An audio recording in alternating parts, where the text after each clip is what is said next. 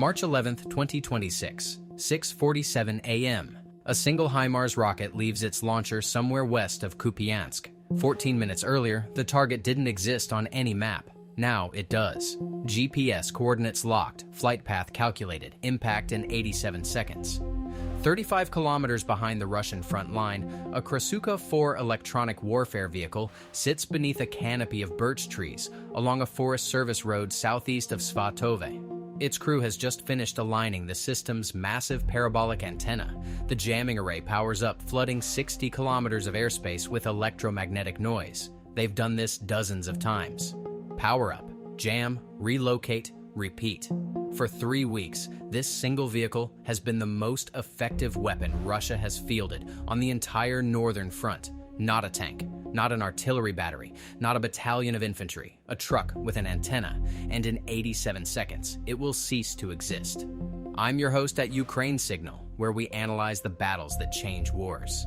Today, we're breaking down one of the most significant electronic warfare kills of the entire conflict.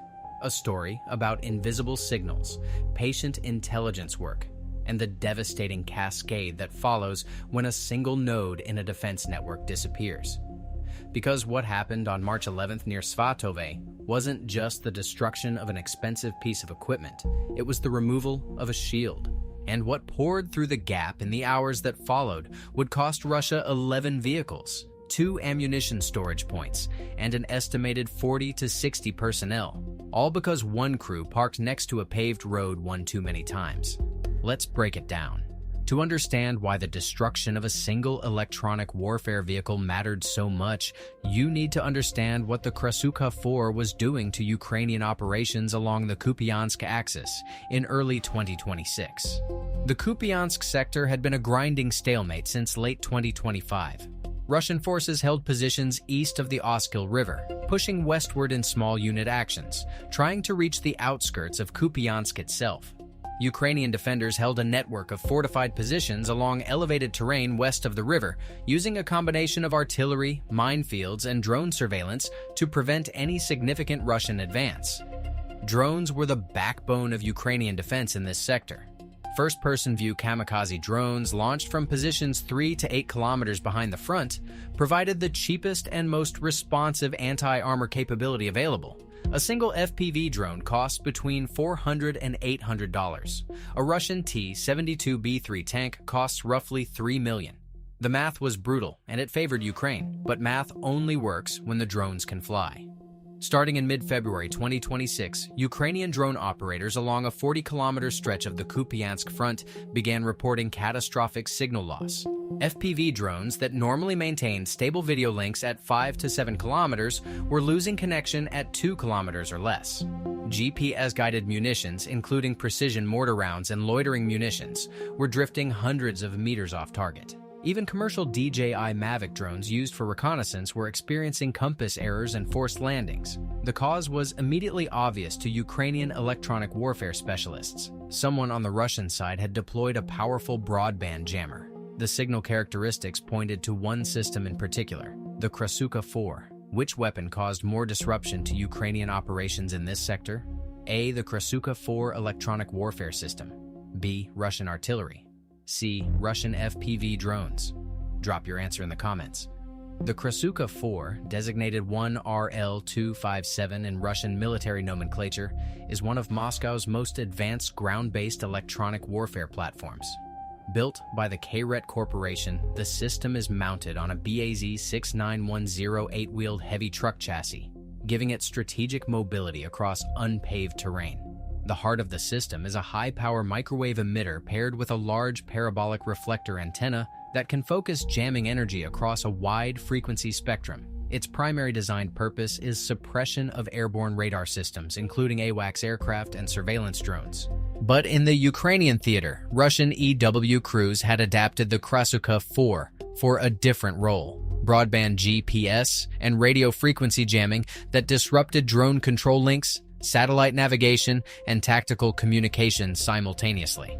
The effective jamming radius depends on terrain and atmospheric conditions, but Ukrainian signals intelligence assessments place this particular unit's effective radius at approximately 60 kilometers for GPS disruption and 35 to 40 kilometers for control link interference.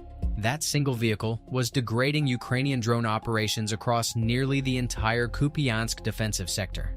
The impact was measurable and immediate.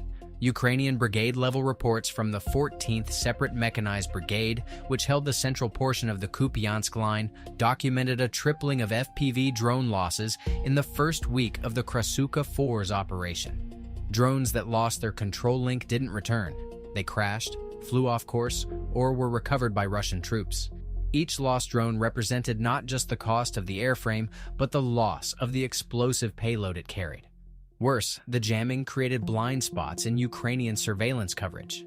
Without reliable drone reconnaissance, Ukrainian artillery couldn't adjust fire effectively. Russian infantry began exploiting these gaps, moving in small groups during the windows when drone coverage was weakest. 2 Russian probing attacks in late February succeeded in temporarily occupying forward Ukrainian observation posts that would have been easily detected and engaged under normal conditions. The Krasukha-4 had become, in the assessment of the 14th Brigade's intelligence officer, the single most dangerous Russian asset on the northern front.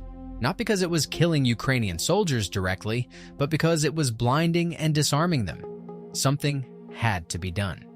And the task fell to one of Ukraine's most specialized units. Stay with me. What happens over the next 3 weeks is a masterclass in signals intelligence, and what follows the strike reshapes the entire sector in a single afternoon. Ukrainian signals intelligence, known by the abbreviation SIGINT, operates a network of ground-based monitoring stations along the front line. These stations, often housed in modified civilian vehicles or buried in hardened positions, continuously scan the electromagnetic spectrum for Russian emissions. Every radar, every radio, every jammer produces a unique electronic signature, a fingerprint that trained analysts can identify and catalog. The moment drone operators began reporting widespread signal interference in the Kupiansk sector, SIGINT teams redirected their collection assets. The first task was confirmation. Was this the Krasukha-4 or a different system? The answer came within 48 hours. The jamming signal's frequency range, power output, and modulation pattern matched known Krasukha-4 characteristics precisely. Ukrainian electronic warfare databases, built over years of conflict and supplemented by Western intelligence sharing, contained detailed profiles of every major Russian EW system. Confirmation was the easy part. Finding the vehicle was the hard part. The Krasukha-4 is a mobile system. Its entire operational doctrine is built around displacement. The crew sets up, activates the jammer for a period of hours, then shuts down and relocates before the enemy can triangulate the emission source and deliver a strike. Russian EW doctrine specifies relocation every 2 to 4 hours during active operations. This particular crew appeared to be operating on a 48 to 72-hour cycle, setting up at a new position, operating for 1 to 3 days, then moving. Ukrainian SIGINT teams began the painstaking process of triangulation.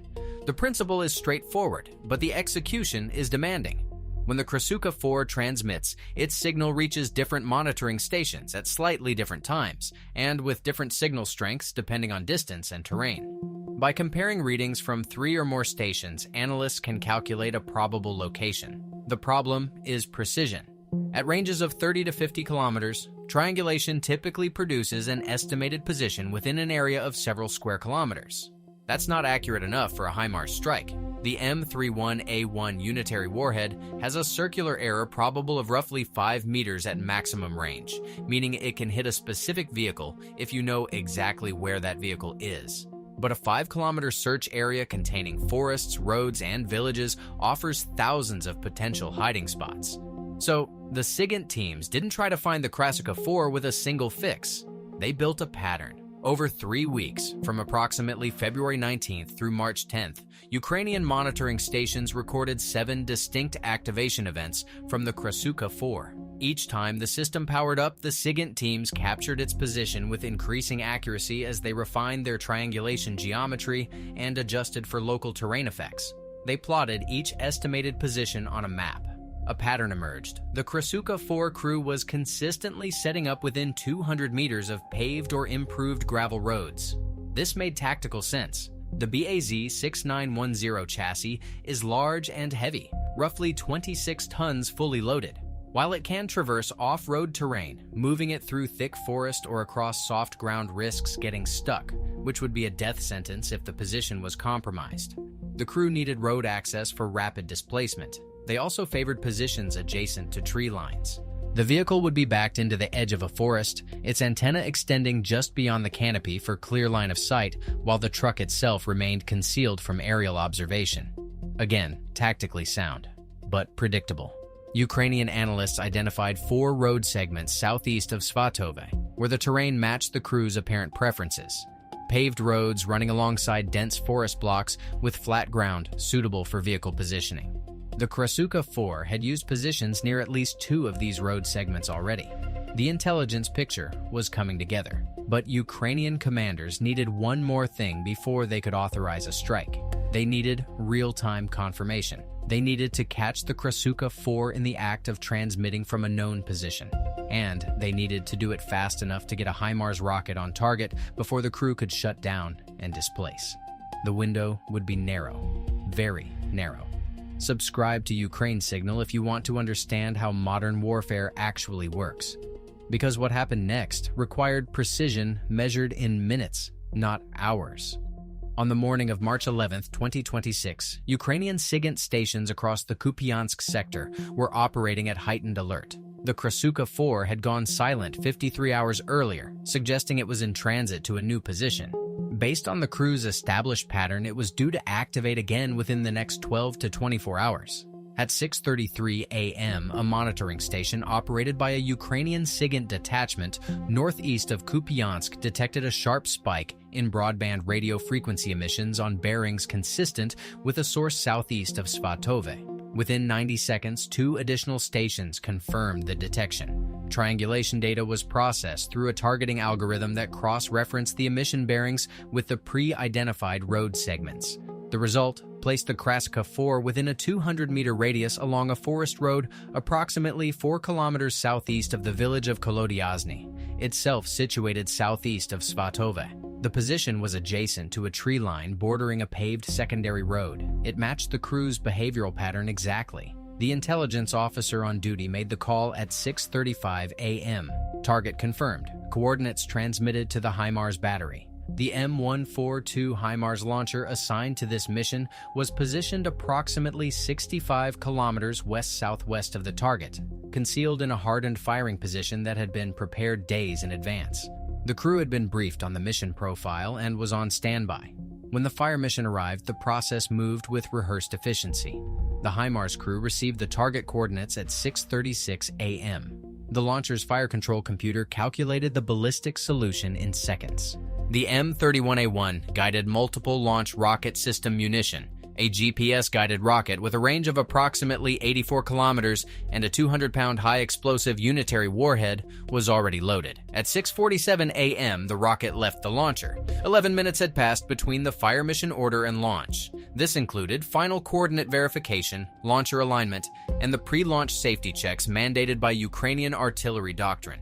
In the context of counter-battery fire, 11 minutes is fast. Exceptionally fast. It reflected weeks of preparation compressed into a single decisive moment. The M31A1 rocket accelerated to over Mach 2.5 as it climbed along its ballistic arc. At 65 kilometers distance, flight time was approximately 78 seconds. The rocket's GPS guidance package, now functioning perfectly outside the Krasukha-4's jamming cone because the rocket was approaching from behind the jammer's antenna pattern, made continuous course corrections throughout the terminal phase. At 6:48 a.m. and approximately 32 seconds, the rocket struck. The impact point was less than 4 meters from the center of the Krasukha-4 vehicle. The 200-pound warhead detonated on contact, and the blast wave shredded the BAZ-6910 chassis and its mounted electronics suite. The parabolic antenna, a precision-engineered piece of equipment worth millions of dollars, was torn apart instantly. The crew of 4, believed to be inside or immediately adjacent to the vehicle at the time of impact, did not survive. A support truck parked 18 meters behind the Krasukha-4, likely carrying spare parts, generators, and additional signal processing equipment, was engulfed in secondary fires and destroyed within minutes. A second support vehicle, a command and communications variant positioned approximately 40 meters away, sustained severe shrapnel damage. Satellite imagery obtained within 6 hours of the strike showed 3 burned-out vehicle hulks and a crater where the Krasukha-4 had stood. Total time from detection of the Krasukha-4's activation to its destruction, 14 minutes and 32 seconds. The Krasukha-4 crew never had a chance to displace. They likely never even knew they were under attack. The first and only warning would have been the sound of the incoming rocket in the final fraction of a second before impact, far too late to react. A system worth an estimated $40 to $60 million. The most effective Russian asset on the northern front, reduced to burning wreckage because its crew parked next to a road one too many times. But the destruction of the Krasukha-4 was not the end of this story. It was the beginning. How many Russian vehicles were destroyed in the aftermath? A. 11, B. 19, C. 27. The answer comes at the end. The moment the Krasukha-4 went offline, the electromagnetic environment along the Kupiansk front changed instantly. Ukrainian drone operators who had been struggling with degraded signals for 3 weeks noticed the difference within minutes. GPS locks returned to full accuracy. FPV control links stabilized at normal ranges. Reconnaissance drones that had been grounded or restricted to short-range flights were suddenly able to operate at their full design envelope. Word traveled fast along the Ukrainian front line. The jammer was down. At the headquarters of the 14th Separate Mechanized Brigade, the operations officer immediately recognized the opportunity. For 3 weeks, Russian forces in the sector had been operating with a sense of impunity, moving vehicles and supplies in patterns that assumed Ukrainian drone coverage was degraded. Ammunition trucks that would normally travel only at night had been spotted making daytime runs. Armored vehicles had been clustering at forward assembly points in groups of 3 and 4, rather than the dispersed single-vehicle positions that Russian doctrine demanded in drone-threatened environments. The Russians had grown comfortable under the Krasukha-4's protective umbrella. Now that umbrella was gone, and they didn't know it yet. By 8 a.m. on March 11th, less than 75 minutes after the HIMARS strike, the first wave of Ukrainian FPV drones was in the air. The 14th Brigade's drone company launched 12 FPV drones in the first sortie, targeting Russian vehicles that had been identified by reconnaissance drones during the previous days but couldn't be engaged due to control link disruption. The first target was a Russian BMP-2 infantry fighting vehicle parked in a partially concealed position near a tree line east of the Oskol River. The FPV drone operator, flying from a control station approximately 6 kilometers behind the front, had a perfect video link for the first time in weeks. The drone covered the distance in just over 3 minutes, approaching at low altitude to avoid visual detection. The operator guided the drone directly into the BMP-2's engine compartment. The shaped charge warhead penetrated the thin rear armor and detonated the vehicle's fuel tank. The BMP-2 burned for over 2 hours. If you believe tactics win wars, type Ukraine signal in the comments, because what you're watching unfold is not luck. It's preparation meeting opportunity. Within 30 minutes of the first strike, 4 more Russian vehicles had been hit. A supply truck loaded with ammunition detonated spectacularly when an FPV drone struck its cargo bed, sending a column of black smoke visible for kilometers. 2 more BMP-2s were destroyed in their positions. A Russian MTLB armored transport being used to evacuate wounded from a forward position was struck while moving along a dirt track. The vehicle slewed off the road and caught fire. The drone operators worked in relays.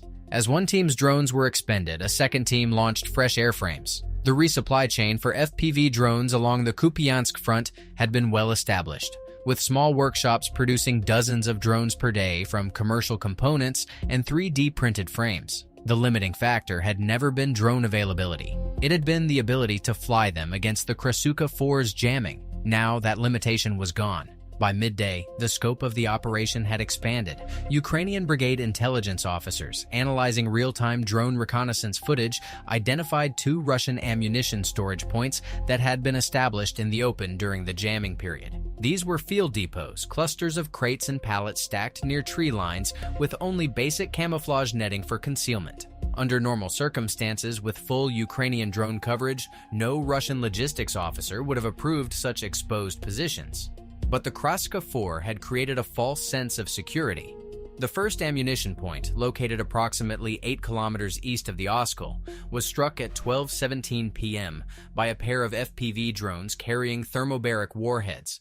The initial detonation set off a chain of secondary explosions that lasted over 40 minutes. Drone footage later published by Ukrainian military channels showed repeated blasts, sending debris and ammunition casings hundreds of meters into the air. The second depot was hit at 1:45 p.m. This strike was less spectacular but equally effective. The stored munitions, primarily 122mm Grad rockets and 152mm artillery shells based on the crate markings visible in drone footage, cooked off in a sustained burn that destroyed the depot completely. The afternoon brought more strikes. Ukrainian drone teams, emboldened by the complete absence of Russian electronic warfare coverage, pushed their operating radius deeper into Russian-held territory than they had in weeks. 2 more vehicles were confirmed destroyed between 2 p.m. and 4 p.m.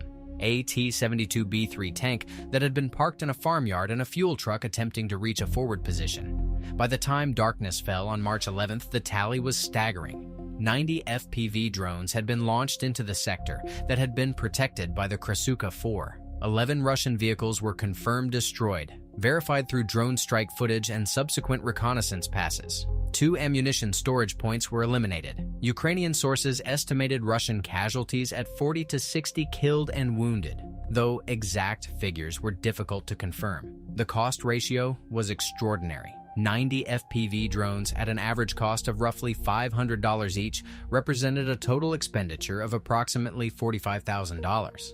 The 11 destroyed vehicles alone, including tanks, infantry fighting vehicles, and logistics trucks, were worth an estimated $12 to $18 million. Adding the ammunition destroyed at the 2 depots and the value of the Krasukha-4 itself, the total Russian material loss on March 11th approached $70 to $90 million. $45,000 of drones, $70 to $90 million of Russian equipment. A return on investment of roughly 1,500 to 1. This is what modern warfare looks like when the electronic shield disappears. What would NATO have done differently in this situation? Would a NATO force have exploited the EW gap the same way? Comment your analysis below. The Russian response to the loss of the Krasukha-4 was slow and disorganized. Intercepted communications, referenced in Ukrainian intelligence summaries published in the days following the strike, revealed confusion at multiple levels of the Russian command chain. At the tactical level, Russian unit commanders in the Kupiansk sector initially did not understand why drone attacks had suddenly intensified. Several units reported being under attack by what they described as massive drone swarms, apparently not realizing that the drone activity represented a return to normal Ukrainian operating tempo rather than a special escalation. One intercepted transmission from a Russian company commander demanded immediate electronic warfare support, apparently unaware that the Krasukha-4 had been destroyed hours earlier. At the operational level, the Russian grouping command responsible for the Svatove-Kupiansk axis faced a dilemma. The Krasukha-4 was a scarce asset. Russia is believed to operate fewer than 20 Krasukha-4 systems across the entire theater of operations, and each one requires specialized crews with months of training. Replacing the destroyed unit would take time, possibly weeks, as another system would need to be redeployed from a different sector, creating a gap elsewhere. In the interim, Russian forces in the Kupiansk sector reverted to the dispersal and concealment tactics they had been able to relax under the Krasukha-4's protection.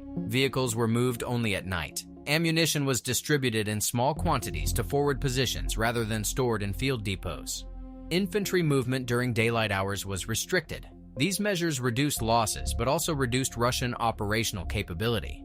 Without the freedom of movement that the electronic warfare coverage had provided, Russian offensive probing actions along the Oskol line decreased in frequency and scale. The 2 observation posts that Russian infantry had temporarily captured in late February were recaptured by Ukrainian forces on March 14th, 3 days after the Krasukha-4 strike, when a Ukrainian counterattack exploited full drone reconnaissance coverage to identify and suppress Russian defensive positions. The ripple effects extended beyond the immediate tactical situation. Ukrainian commanders across the broader front took note of the success. The intelligence methodology that had been used to track and destroy the Krasukha-4, patient emissions analysis, behavioral pattern identification, and pre-positioned strike assets, became a template for future operations against Russian electronic warfare systems. Within weeks, Ukrainian SIGINT teams along other sectors of the front were reportedly applying similar techniques to track Krasukha-2 and Zhytel jamming systems. Whether any additional EW kills resulted directly from this methodology shift has not been publicly confirmed as of this analysis, but the operational concept was clearly validated. The March 11th strike also reinforced a broader lesson about the relationship between electronic warfare and drone operations in this conflict. For years, both sides have been locked in an escalating cycle of drone innovation and electronic countermeasures. Ukraine develops a new FPV drone variant. Russia deploys jammers. Ukraine switches frequencies. Russia updates jamming parameters. The cycle repeats. But the Kupiansk episode demonstrated that this cycle has a critical vulnerability. Electronic warfare systems, no matter how sophisticated, are physical objects occupying physical space. They emit signals that can be detected. They require vehicles that leave tracks. They have crews that develop habits. And habits, in modern warfare, get you killed. Real tactics. Real consequences. Ukraine signal. There are several technical and doctrinal lessons from March 11th that deserve examination. First, the time factor. 14 minutes from detection to destruction. The Krasukha-4 crew's operating cycle assumed they had at least 30 minutes to an hour of warning before a strike could arrive. This assumption was based on the typical kill chain time for conventional counter-battery fire, which involves detection, verification, coordination with higher headquarters, fire mission approval, and execution. The Ukrainian kill chain on March 11th compressed this process by pre-positioning the HIMARS launcher, pre-briefing the crew, pre-loading the rocket, and delegating fire authority to the tactical level. Every administrative delay was removed in advance. The crew's assumption about their safety margin was fatally wrong. Second, the intelligence preparation. 3 weeks of signals collection and pattern analysis seems like a long time, but the investment was proportional to the target's value. The Krasukha-4 was degrading Ukrainian operations across an entire sector front. Every day it operated, Ukrainian drone losses mounted, and Russian forces gained freedom of maneuver. The SIGINT team's patient, systematic approach ensured that when the opportunity came, the strike would succeed on the first attempt. There would be no second chance. A missed strike would have alerted the crew to change their behavioral patterns, potentially making the system impossible to find. Third, the exploitation phase. The destruction of the Krasukha-4 would have been significant even in isolation, but the speed and scale of the Ukrainian response transformed a single strike into a sector-wide tactical victory. 90 drones in one afternoon, 11 vehicles, 2 ammo dumps. This was possible because Ukrainian drone teams had been prepared in advance, with airframes armed and operators briefed on targets of opportunity. The exploitation was planned before the strike was launched. The 14th Brigade's operations staff had gamed out the scenario and pre-positioned assets to take maximum advantage of the electronic warfare gap. This is the difference between a tactical success and a tactical masterpiece. Destroying the Krasukha-4 was the former. Flooding the gap with 90 drones was the latter. Fourth, the Russian failure to adapt. The Krasukha-4 crew's behavioral pattern, parking near paved roads, setting up along tree lines, operating on a predictable cycle, was a classic example of tactical routine overriding operational security. In a conflict where both sides have extensive signals intelligence capabilities, any repeated behavior becomes a vulnerability. The Russian EW command either failed to impose randomization protocols on their crews, or the crews ignored them for convenience. Either way, the institutional failure was as responsible for the system's destruction as the HIMARS rocket that delivered the killing blow. Fifth, the cost asymmetry. The Krasukha-4 system itself represents a Russian investment of $40 to $60 million, including the vehicle, electronic suite, training of the crew, and logistical support infrastructure. The M31A1 rocket that destroyed it costs approximately $168,000. The ratio is roughly 300 to 1 before counting the 11 vehicles and 2 ammunition dumps destroyed in the aftermath. When you include the exploitation phase, the total Russian loss approaches $90 million against a Ukrainian expenditure of approximately $215,000, the rocket, plus the 90 drones. Ukraine doesn't just use weapons. Ukraine invents new ways to fight. And on March 11th, the method was patience, precision, and overwhelming exploitation. Now, the answer to our earlier question: how many Russian vehicles were destroyed in the aftermath of the Krasukha-4 strike? The answer is A, 11. 11 vehicles confirmed destroyed through drone strike footage and subsequent reconnaissance verification, plus 2 ammunition storage points eliminated entirely. Some Ukrainian Telegram channels initially reported higher numbers, up to 19, but verified post-strike analysis confirmed 11 vehicle kills with high confidence. So, let me leave you with 3 questions. Was the 3-week intelligence preparation period the right approach? Or should Ukrainian forces have attempted a faster but less certain strike earlier, potentially saving weeks of drone losses? Could the Russian EW command have prevented this outcome by enforcing stricter displacement protocols, randomizing their crews' positioning habits, or deploying decoy emitters to confuse Ukrainian triangulation? And what would you have done differently? If you were the Ukrainian intelligence officer watching this crew set up in predictable patterns, would you have struck sooner? Or would you have waited even longer to build a more complete behavioral profile? Subscribe to Ukraine Signal, because we break down the battles that textbooks will study for decades.